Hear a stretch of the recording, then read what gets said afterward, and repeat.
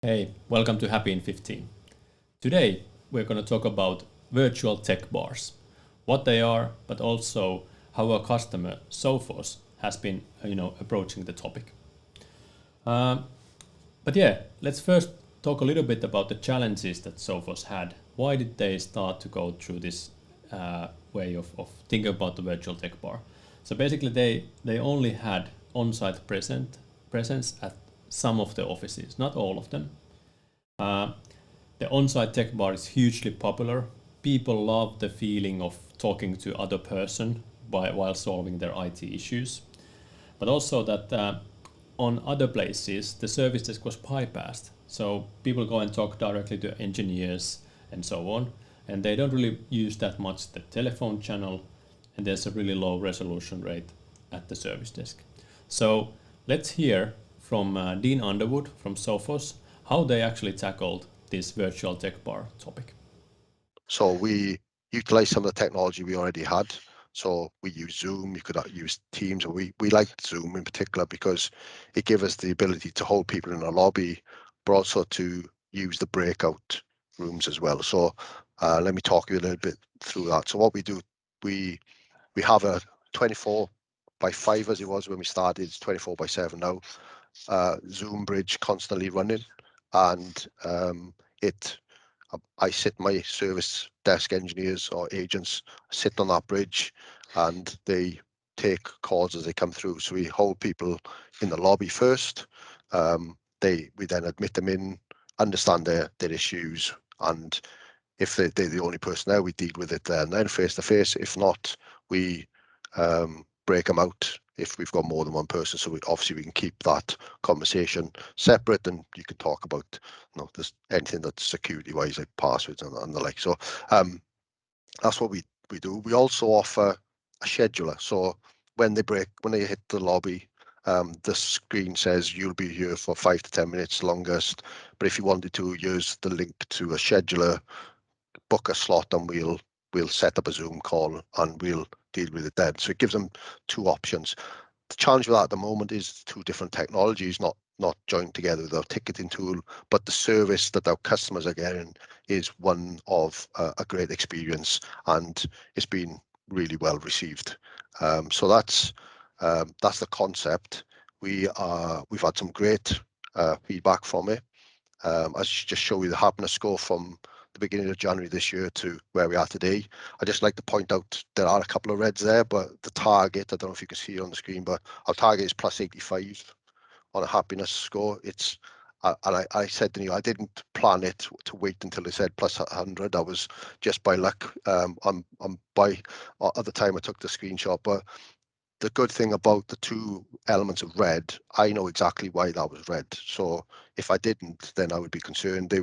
We had some Sev1 issues on those occasions, which it hit impact our services. So we see that in the feedback, which is the way it should be. So as you can see from that graph, the dotted line plus 85, we are always well above. It's one of the most high scoring feedback. We get around 30% response rate on that channel. We get about 25% on other channels, which is a high response rate. So it's really good data, and to have such a score is just shows that that's something you need to look at in a bit more detail and try to expand and get it used more.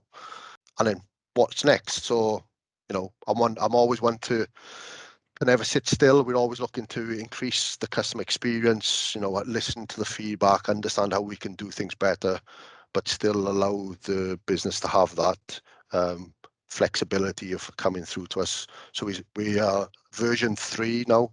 So version 1 was 24/5, version 2 was 24/7. Now we're looking at what version 3 is, and we're looking to add technology into the process. So we're looking to add some natural language understanding into the process. So we're going to front the virtual tech bar with a natural language understanding chatbot, which can hopefully triage, we believe, around 30% of the initial conversations and inquiries that come in, taking resolution as well. So not just answering knowledge, but adding people to DLs, distributing software.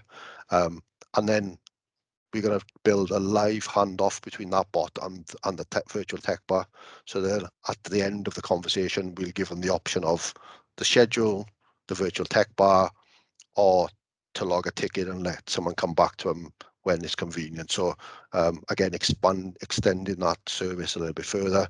But we're also starting to look at proactive tickets. So how can we resolve things before people log tickets?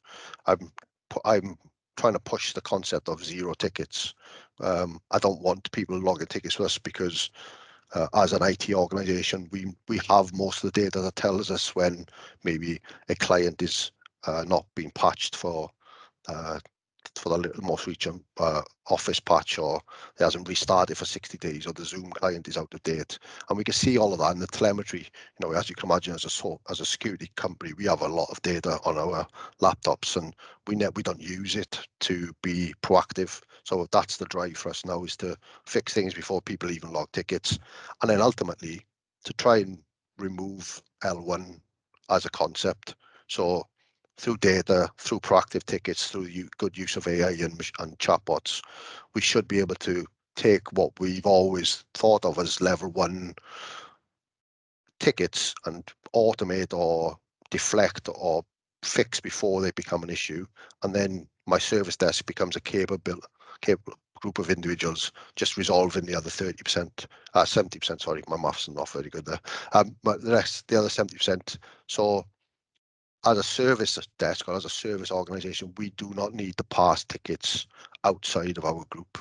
And if we do, it's either to fix a problem, they need a bit of project work, they might need a version release on maybe a ServiceNow application or a Salesforce application, things that are outside of our control. But everything that is an issue that needs resolution should stay within that group.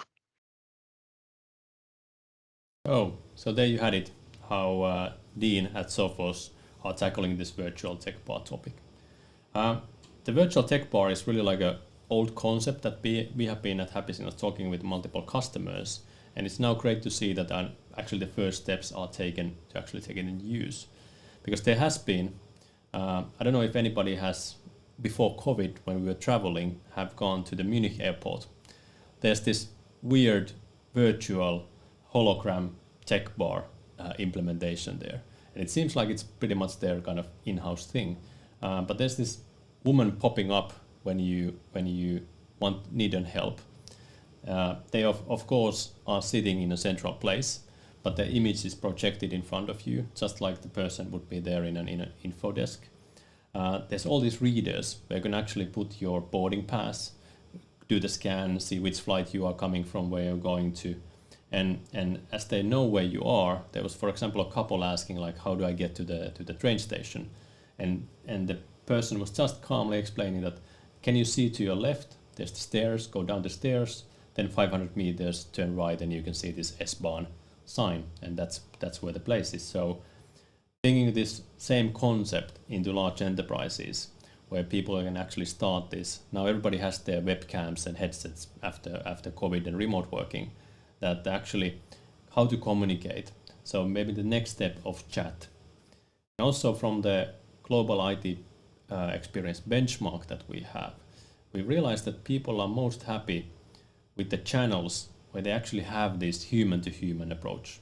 So that's mainly why people don't really love portals. It's because it's just a kind of cold place to try to tell you that I have this issue. Kind of the same thing as an email. And people really love more the on-site, the telephone, and the chat channels. So I think virtual tech bar just takes this to the next level, and really excited to see where it's going. But hey, I hope you enjoyed what Dean was showing, like the very first practical step. You don't have to make it like super fancy. You just need to start implementing it. And probably also I think that the messaging that they do towards the end users and employees, it's really important that trying to change the perception that they have of not having an on-site support. Hey, thank you. And as always, stay safe and stay happy.